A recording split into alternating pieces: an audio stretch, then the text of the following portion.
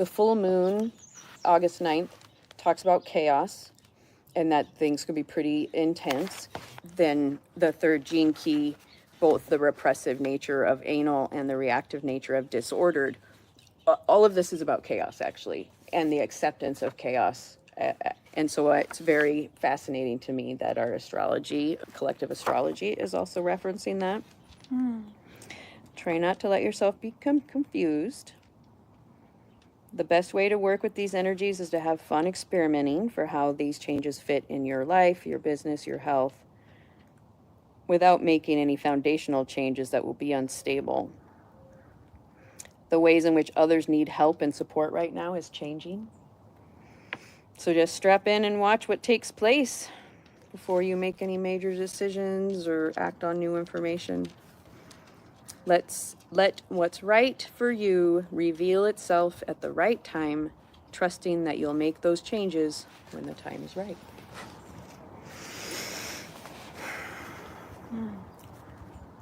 Our core belief system is based around a single cell as the point of origin, but also the nucleus of a single cell.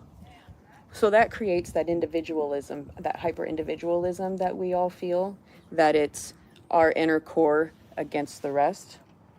That's what they're calling it single-celled consciousness. That's the frequency of the third shadow. And it's a byproduct of what we call chaos.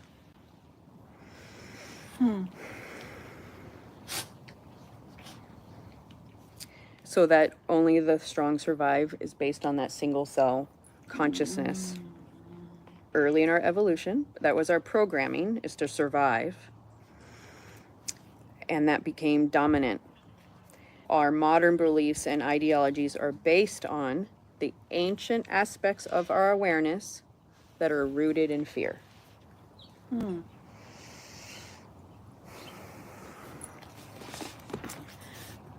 Be diggered. So what that does, because also our religious thinking is based on that idea, all this whole system we're steeped in is locked into the same single cell consciousness.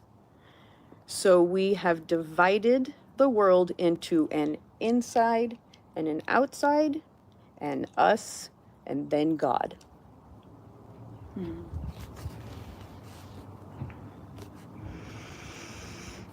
What then does all of this really mean, and how does it affect you in your daily life? One answer lies in the polarity of this shadow, the 50th shadow of corruption. Isn't that interesting? It means that you are only trapped by your own thinking. It is you who corrupts the data within your DNA by only allowing in a frequency that activates its most primitive components. The wider you open yourself to the chasm that lies ahead of you, the more you will realize that there never was any chaos. It was all simply the difficulty at the beginning.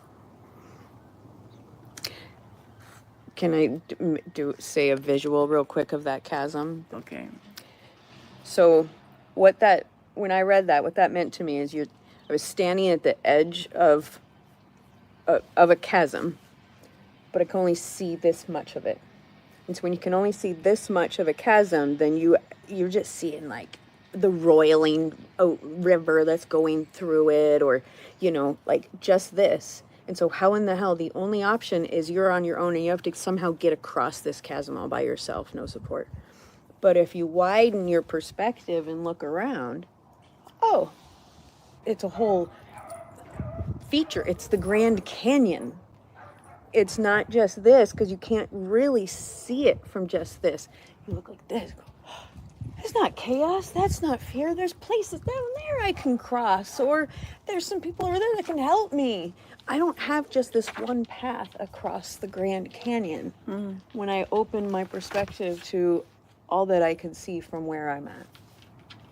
The wider you open yourself to the chasm that lies ahead of you, the more you will realize that there never was any chaos. It was all simply the difficulty of the beginning.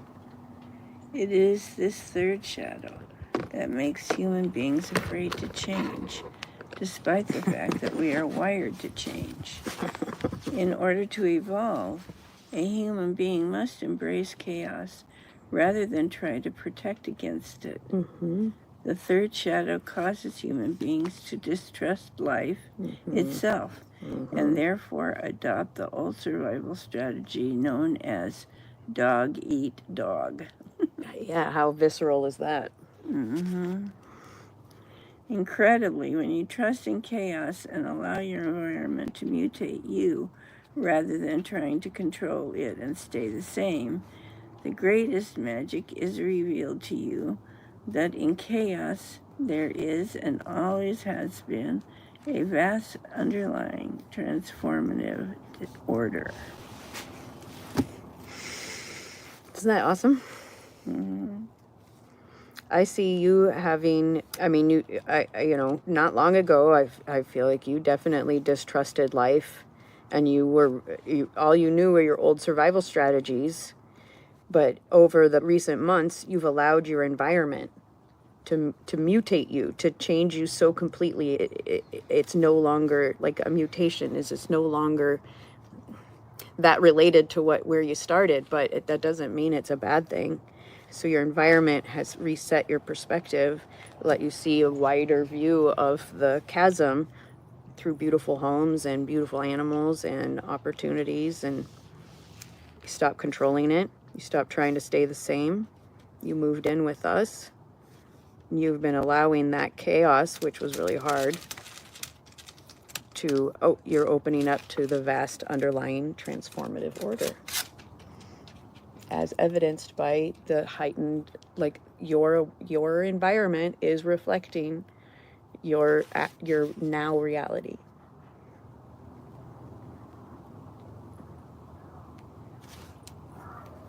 So look at this amazing view. I just go in and go to bed. Take a and fucking it's nap. really yeah. Exactly. You've really demonstrated that your capacity has expanded an extraordinary amount. And even on your days where you feel the most exhausted or the most wobbly, they're still not as scary or worrisome as they were.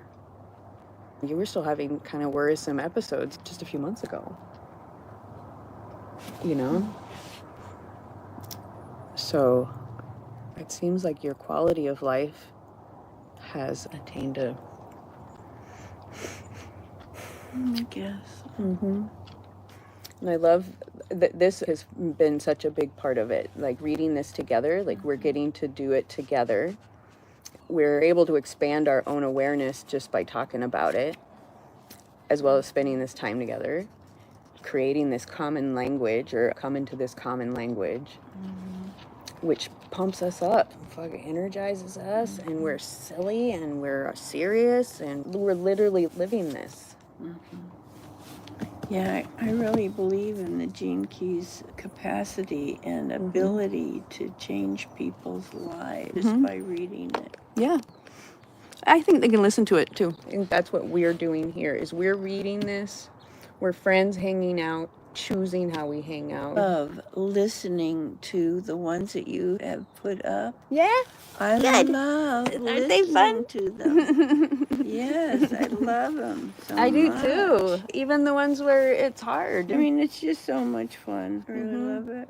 I'm really glad you're watching them. I don't know if it's even possible for any of us when we feel like shit to remember those times. There's like, oh my God, that was so funny, you know? Or that was fun, or God, that conversation was good. Okay, I gotta listen to that one again. It gets us out of our heads, gets out of our thinking. We get to hear each other's voices again. It's resetting the foundations, but with someone we know, instead of me doing it with Pema Chodron and Thich Nhat Hanh, you know, all those guys. We're doing it now. They're great. But They are. I'm glad I did the learning I did. I mean, I need to talk about my reading list at some point, but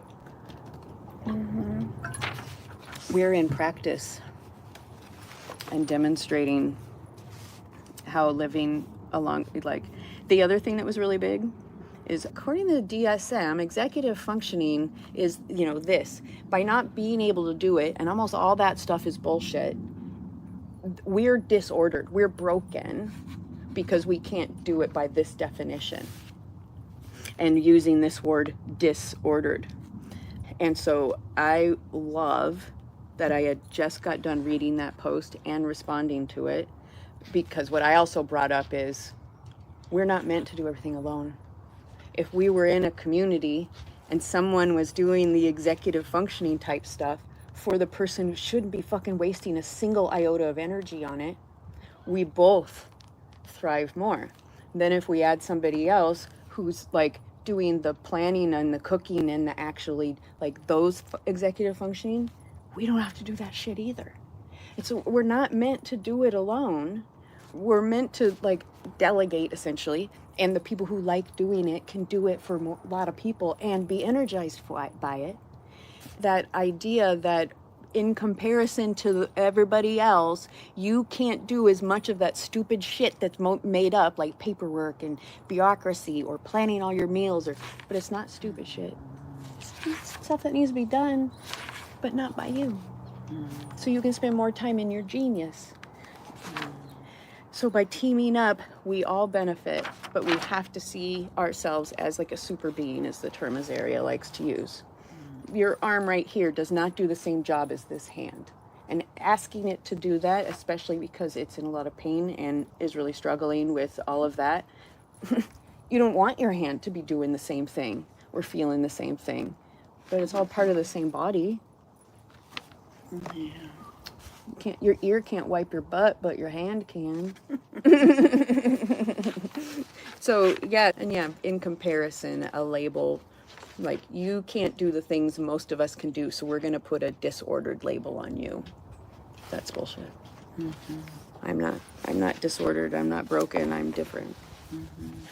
And I love this. Fear activates a very subtle restriction of the muscles around the anus, which in turn affects our entire breathing pattern. As our breathing becomes shallower, the fear manifests through our need to maintain control over our lives. It is only when we begin to touch the core of the primal fear within us that our system begins to let go of this deep-seated tensing of our being. The more we feel and allow the fear, the more we let go into the embrace of the cosmos, and the more we realize how deeply we are held and protected by it. Because that breathing more deeply and naturally lowers cortisol and stress and brings you more into the moment in your body. But if you don't even realize or know that you're breathing very shallowly, I learned that in my late 20s. You don't know, you're literally starving your brain for oxygen and your body for what comes from the air. The adverse reaction to our fear of life is to express it outwardly as rage. The result of this is the creation of the very thing that terrifies us, chaos and disorder. These natures have absolutely no predictable direction, rhythm, or purpose. They bring into the world the very vibration that terrifies the repressed nature, sometimes in the form of aggression, sometimes anarchy, and always destruction. Again, there are varying degrees of this disease, from the mild to the acute. Every time we stop trusting in life and believe in our fears, we begin to co-create the vibration of chaos. Whenever that fear turns into anger, even in the most mundane circumstances, it carries a destructive force that will inevitably come back to haunt us. In this sense, all anger that is not owned fully strengthens the frequency of the third shadow in the world.